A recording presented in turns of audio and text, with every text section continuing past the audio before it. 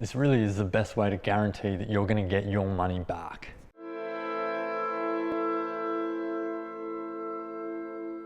So I was having a chat with a filmmaker the other day and he asked me, what is a figure that is almost guaranteed that you're going to get back from the distribution of the film? And while there's no guarantee, it was very easy for me to simply say that figure is 50K. Now, I've either produced or been involved in a number of debut feature films now, and that figure seems to be, not overly difficult to get back to a production. I've seen it happen time and time again.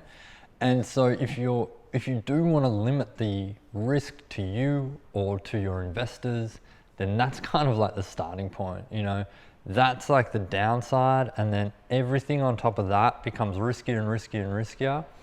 And so it's really important to keep that in mind when you're thinking about what the budget for your debut feature film is going to be. Now, for those of you who don't know who I am, I'm Alexi Ouzas. I'm a producer based in Australia. I run a production company called Exile Entertainment, and we finance and produce feature films and help filmmakers do the same. We run a program called the Producing Accelerator, so if you're interested in learning more about that, stick around until the end of this video. So basically, there's a few key reasons why I think making a film and particularly a debut feature film for 50K or around 50K is actually a really wise decision to make. So number one is, like I mentioned before, you're limiting the exposure or the risk to your investors or to you personally if you're self-financing the film. So if you think about that 50K, if we can say with some level of certainty that 50K is going to come back, provided it's a decent film, then everything on top of that is upside. So you're starting from the point of protecting your downside and having huge opportunity for outside. Because if the film does perform, if it does really well, your investment's only 50K, your rate of return is going to be huge. It's going to be astronomical. And that's where you see, these crazy returns on really micro budget horror films like Paranormal Activity. It's because the budget's so low and there's all this upside and they get all of that upside. And so, they become these huge outliers in the industry. So protecting your downside is a concept I think that's really important to keep in mind when you're thinking about what the level of private investment is going to be that you're going to raise for a particular project. And someone who speaks about this a lot in the business community is Richard Branson. He's very big on protecting his downside in going into businesses where he has limited exposure, but the upside is huge. And for anyone familiar with the story, that's how he started Virgin Airways. He leased a plane from Boeing, and the agreement was that he could give that plane back after 12 months at no cost to him. So he essentially had this plane, he had this ability to test this new business for 12 months with practically no downside and all that upside. And so if you can take that concept and apply it to your film and apply it to your project, then it's going to get you thinking about, what is the downside for this particular project? What is the real risk? And how can I create as much upside as possible? The second reason, and this one's the obvious one, is that you're likely to get that money back. So who wouldn't want to get the money back that either they or their investors have put into the project?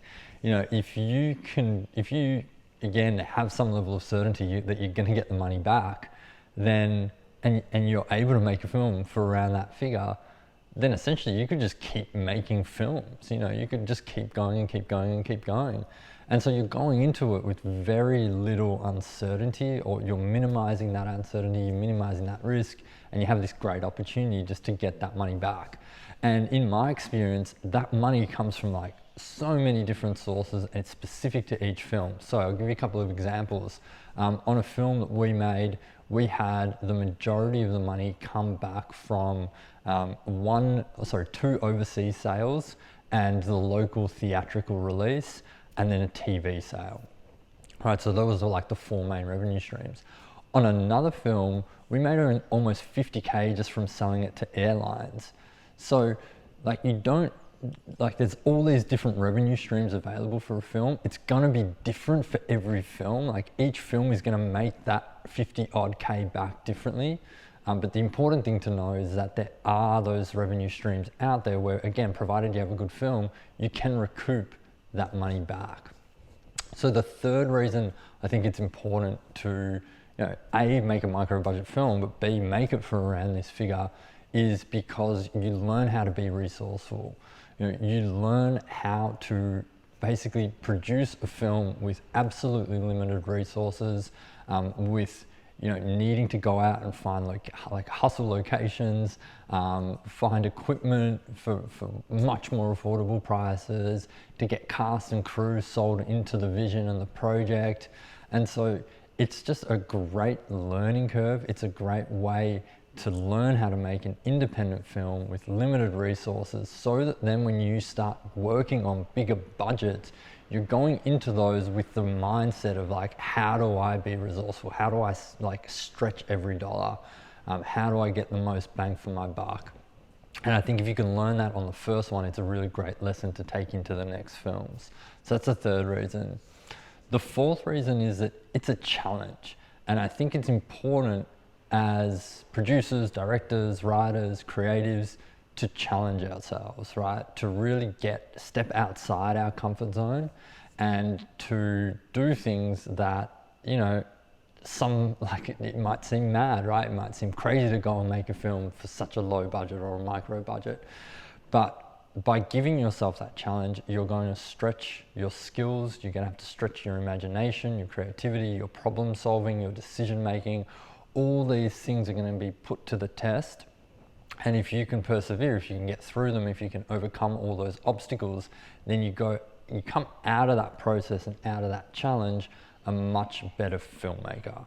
And so I think that's really important, to seek out challenges, because it's easy to write a film or a screenplay with $1 million budget. Like, anyone can do that. It's not hard. There's no challenge. You're not testing yourself. You're not doing anything difficult. Like, most people who know how to write a script can write a script that has a budget of $1 million, right? Interestingly, 99% of those screenplays don't get made because no one knows how to raise that money. And on the flip side, most of those screenwriters don't want to try and write a $50,000 film because it's too hard. Like, it's as simple as that. It's just too hard. And so what you want to try and do is go against the crowd. Like, if everyone's doing that, like, think about it in a different way and see if you can challenge yourself and basically push your skills to the limit. So that's number 4. Number 5 is, it's way easier to raise 50 grand than it is 500 or $1 million or 2 million or 3 million or 10 million or however many million or however many 100,000. To raise 50,000 is much easier because it's just a smaller amount. When I say 50, it could be 55, could be 60. Like, I'm really talking anywhere from 50 to 100,000. You can self-finance some of that. You can pool the money together with your friends or whoever else is working on the project. You can raise small amounts from friends and family, right, without having to try and raise hundreds of thousands. Like, there's just an easier pathway to financing that level of budget, especially on your first film when you have no track record.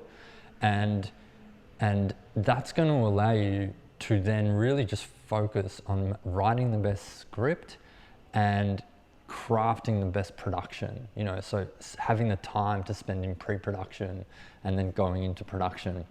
Because if you know that it's a low budget and there's a clear pathway to financing it, you know how you're going to get that done, then you take a lot of the stress out of that financing stage, and then you can focus more on the creative stage and just focus on making the film the absolute best that it can be. So that's it for this video. I hope you enjoyed it. If you did, hit the like button, subscribe to the channel, throw some comments in the comment section below and let me know what you think about making this micro budget film, and if there are any other reasons that you think it's worth doing that I might have missed in this video. And if you are interested in working with us, then I encourage you to check out the link in the description below. You'll be taken to a page where you can book a call with either me or a member of my team. We'll go through your project, see where you're at, where you're trying to get to, and work out if we can help. All right, that's it for this video. See you on the next one.